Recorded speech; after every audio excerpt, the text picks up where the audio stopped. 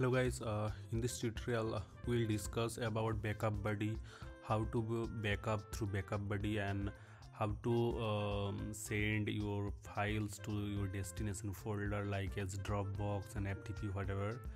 So first of all we'll install the BackupBuddy plugin. So let's install first the plugin. Here is my plugin and I'm just going to install this plugin first.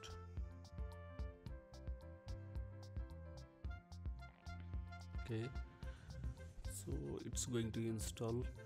Okay, the BackupBuddy plugin has been installed successfully. So once done, just activate the plugin. Okay, so it's going to activate. You can see it's getting activated. Okay, plugin has been activated successfully. So now you can see in the left sidebar the option called backups. Okay, so in that case, first of all you need to go the backups, and once we click on backups you can see we just skip this as of now, and then the interface would be like this. Okay, so you can see, but we can skip this option as of now. Just skip setup wizard for now, and then you can see the interface look like this. Local backups should be here, create backups, we can create a backups, restore backups. Okay, so before we take the backup, we will set our destination folder. Okay, so you can see the option here called destinations. Just click on destinations. Okay, once you click on destination, you can see there are multiple destination options like a solid backup stash. Okay, Google Drive, Dropbox v3, OneDrive, Dropbox v2. So suppose you would like to keep the backup in your Dropbox file. So in that case you need to click on Dropbox v2 file folder. Okay, and you can see you need to connect your Dropbox first. So connect to Dropbox, and you can need to create an API key. Okay, I'm going to just allow. So once you click on allow, you can see the BackupBuddy code here. So you need to just copy this code and go to your dashboard. You can see the authorization code here. Just paste, and then you just need to click on the 4 option. Yes, I have authorized BackupBuddy with Dropbox and entered the code above. Just click on here.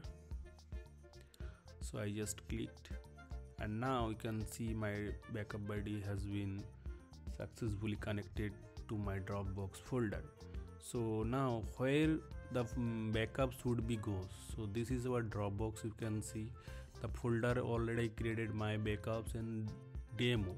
So I would like to move my backups to this folder, demo folder. So in that case, what need to do, just this is my backups, copy, should be here, BackupBuddy directory should be my backup / demo. You can see the main folder is demo, so should be like this, my backups, this is parent folder, parent path, and then the folder name is demo. Okay, that's it. And just a minute, yeah, demo, and maximum chunk size 80, that's fine as of now, and then add destination. Okay, so you can see the new destination successfully added. So let's go to the backup option and we will create the backup first, and let's see. Okay, now suppose you would like to take a backup for themes only. So just click on themes only for, and then you can see it's getting backup. Okay, backups are done. You can download your backup files, or you can send the backup file to your destination.